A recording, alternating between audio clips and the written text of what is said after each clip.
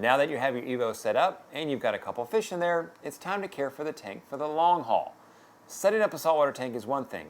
Keeping it thriving for years to come, well, that's a whole nother thing.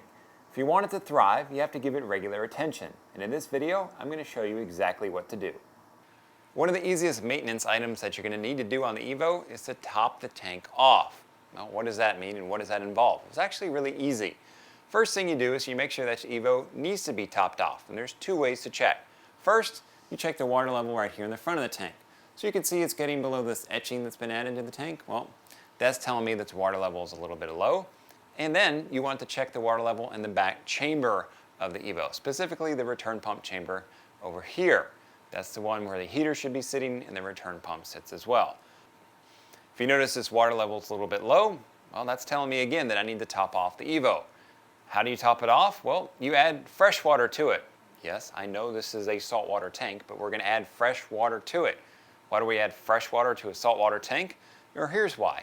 As water evaporates out of your EVO, well, the salt gets left behind. That means the salinity, or how salty the water is in here, actually goes up. So when you add fresh water to the system, it brings that salinity back in check. Whatever you do, don't add salt water to the EVO when you go to top it off. You want to add fresh water. More specifically, reverse osmosis deionized fresh water is best. Filtered fresh water can work as well, and if you have to, dechlorinated tap water works too. How do you top it off? Well, it's really easy. Grab your fresh water and then pour it into the back chamber like this. Now here's a tip for you. Pour some water in, and then you'll notice that water level is going to drop in that chamber again. Keep pouring the water in there until you have the water level back up to an operating height, which is about right here. That's it. That's topping off your EVO. I recommend that you check the water level in your EVO every day when you feed your fish. Simple thing to do, feed your critters, check the water level. No matter how well you take care of your EVO, there's going to come a time when you get algae on the glass. This algae looks like a green haze or film on the glass, and it's really easy to clean off, and it's actually a little bit of fun.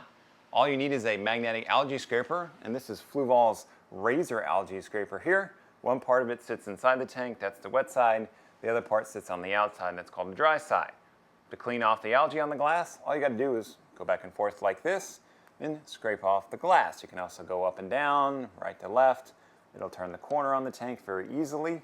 Now, a couple things you need to be careful with when it comes to cleaning off the algae on your EVO. Number one has to do with the sand down here. When you get the razor down close to the sand, well, it can pick up grains of sand. Now, this is a problem when you go to clean the glass because you're dragging those grains of sand over the glass of the EVO, which can scratch the glass on the EVO. That's bad. Number two is you want to take out the razor when you're done with it. Don't leave it inside the EVO. The reason for this is, well, certain critters can get in here that are very hard. You're going to be dragging these hard critters across the glass on your EVO, which can scrape the glass again. So, take the algae scraper out when you're done with it. Don't leave it in your EVO. Another important part of maintaining your EVO is to do regular water changes. Water changes involve removing some of the salt water inside of the EVO and replacing it with fresh salt water. Why do we do water changes? Well, the purpose is to remove nutrients from the tank. Nutrients come in there from fish waste and uneaten fish food. You need to get these things out, and the water change is one of the easiest ways to do it. Now, you want to do this every week. I like to do it weekly to keep it simple. If it works for you to do it every other week or once a month, you can. I like to do things weekly because it keeps me on schedule and I'm not going to forget it. And here's some other really good news about water changes. In a small tank like your EVO, they're really easy. If you do a 10% water change in this EVO 13.5, you're looking at about 1.3 or 1.5 gallons of water that you need to take out. That's cake. Compare that with the 50 gallons that I need to take out of my big tank to do a 10% water change. So you don't have to take out a lot to have a big effect in the EVO. Now, you do need a couple things for a water change, and there's a specific way to do it. Here's how to do a water change on your EVO. First, turn off the return pump, turn off the heater, and if you have a skimmer, turn that off as well. Then, reach into the center back chamber and pull out the media in the chamber. Now, pull it out a little bit, let the water drain out. This will help make the water change a little bit easier for you. As you can see here, we've got some gunk accumulating. This is normal. This is why we're doing a water change. Once a month, the carbon block should be replaced. And once a month at a minimum, I'm going to remove the foam block, clean it, and the Biomax media by rinsing it in the water that I'm removing from the tank when I do the water changes. Then, start your water change by removing the water. And the best way to do this is to pull it out of the back chambers back here.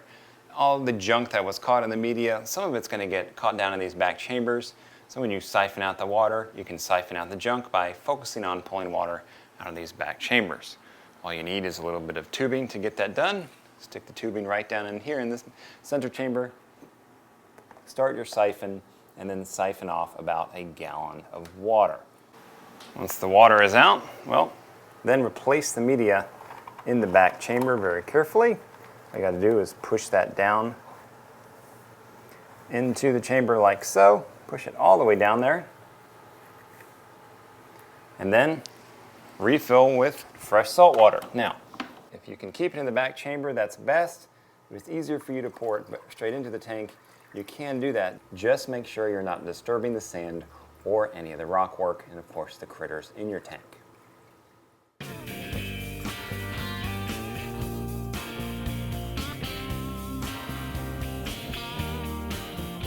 The last bit of regular maintenance that you're going to want to do on your EVO is to test the tank's water parameters.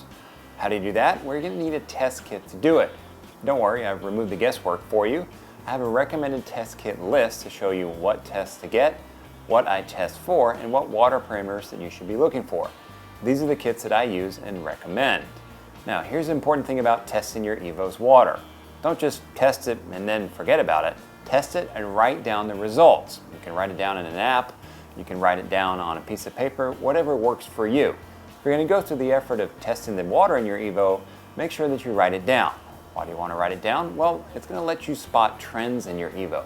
You notice that things are going really well, well, you can look at the water parameters and say, you know what, the nitrates were about here, phosphates were about here.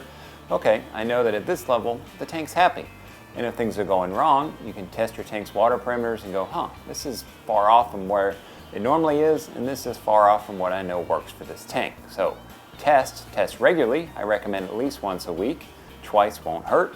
And then write down your results in a place that you're going to remember it so that you can go back and check those results, spot trends, and get to know your EVO.